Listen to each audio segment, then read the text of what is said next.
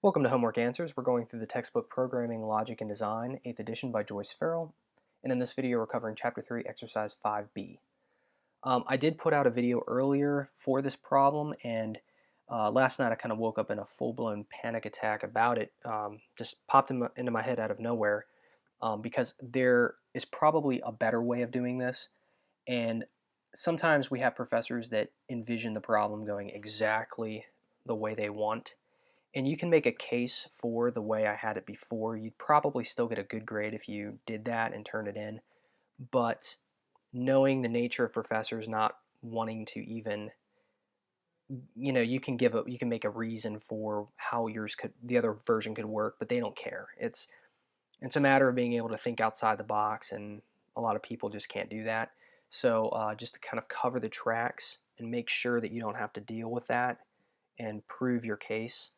Um, it might be like a difference of 3 to 5 points. Any more than that, and then you're just they're just being ridiculous. Absolutely ridiculous. So what we have here, if I kind of recap on the problem, is we have a person who's going to rise from a chair, and they're going to make a circle around that chair. Then they're going to cross the room 20 steps to where another chair is, and they're going to circle that, and then they're going to come back. So circling the first, crossing the room, circling the second, coming back, and sitting down. That's basically what we have. So we're going to have start here, and your person can tell if they're touching something, by the way, so we're going to put that in there. So if touching is true, which it is because they're sitting down, that's how we're going to get them to stand up. So that's the action there inside of the if statement. Then we're going to rotate 90 degrees to the right, so the chair is directly to your right. Then one thing I changed with this one is that we've got this module here. It's a predefined process. It's get circle. This is explained in more detail down here. So all of this right here is done when you just have this one line up here.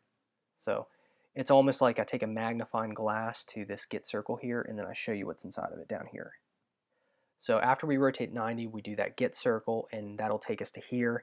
So we take a step, and if you can imagine everything in like Minecraft, blocks everywhere. When you take that step, the chair is going to be in the block to your back right at this point. And when we do this, rotate to the right, take a step, now the chair is to our direct right. It's right beside us. When we take a step, we're in the diagonal block, rotate 90 degrees to the right, take a step, we're behind the chair now, so we can reach out with our right hand and touch the back of it. Then we take a step here, diagonal block, rotate 90 degrees to the right, take a step. Right at this point, the chair is beside us again. We can take our right hand, reach out and touch it.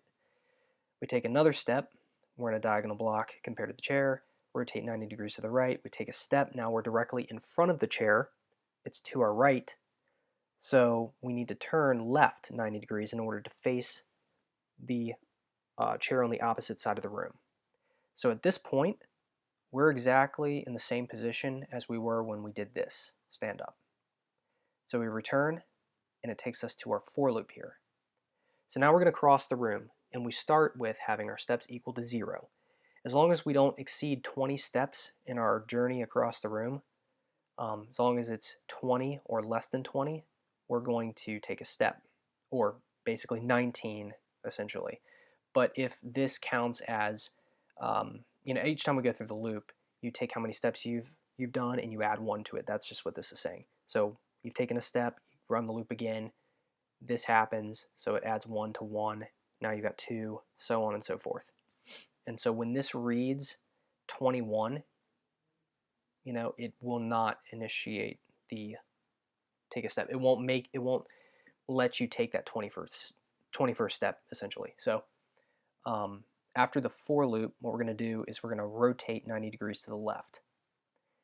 And so now the chair on the opposite end of the room is basically right beside us, and it's to our right. We're going to enter this module again, this get circle. So all of that's going to happen again, and we are basically going to do a circle around the other chair now. And so now when this exits, we're facing towards the original chair, and it's across the room, so we have to do that for loop again to get us back across the room. And once we get to that chair, so we're looking at our original chair now, once we exit the for loop. It's right in front of us, we're looking down at it. So we need to rotate 90 degrees to the left and the left again. And you could do this to the right too. It just basically makes you do a 180, so your original chair is to your back. And so then we check if touching is equal to false, which that would be a true statement because you're not sitting down. Then you sit down. End if and stop. Now I do have flowcharts over here, so I'll pull one of those up. That's not the right one. Okay, we'll start with this one. This is that main block of code. We've got start, you see the if statement here, stand up, so this is a decision structure here. And of course we're going to go this path. And then we rotate to the right 90 degrees. We've got our predefined process here, get circle, that's our module. We've got our for loop, take a step, everything should be there and right. Rotate 90 degrees to the left, and after this we're at the other end of the room. So we do that, then we circle the other chair, and then we make our way back across the room, and we rotate to make a 180, and if touching is equal to false, we sit down and stop. So that's what the main flowchart is going to look like right there. And I've got another one here. Let me see if I can grab this. There it is. Okay. So in that get circle right here, I'll show you what that flowchart. So we would basically, if I could put it all on one page, I would, but I've got the free trial of Lucidchart, and it only lets you have certain number of elements in a document at once, unless you pay. So I made a separate one here, and we've got, the get circle module, take a step, rotate 90, step, step, rotate 90 degrees to the right, step, step, to the right, step, step, right, step, rotate 90 to the left, and this should say return. So actually, let me see if I can, no, I can't do that. Anyway, that should say return on it. I don't know why I have get circle there, but it's probably a copy and paste issue. So I hope you have volume and can hear that. Don't put get circle there, it should be return, but you probably won't be faulted too harshly or docked points too harshly for that, if any.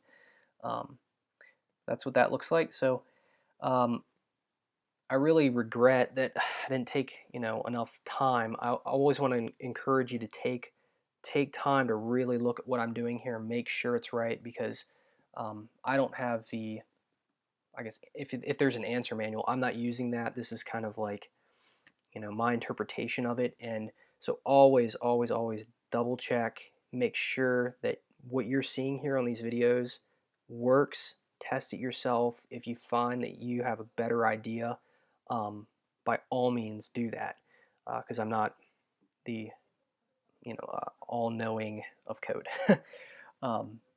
But anyway, that should be it for this problem.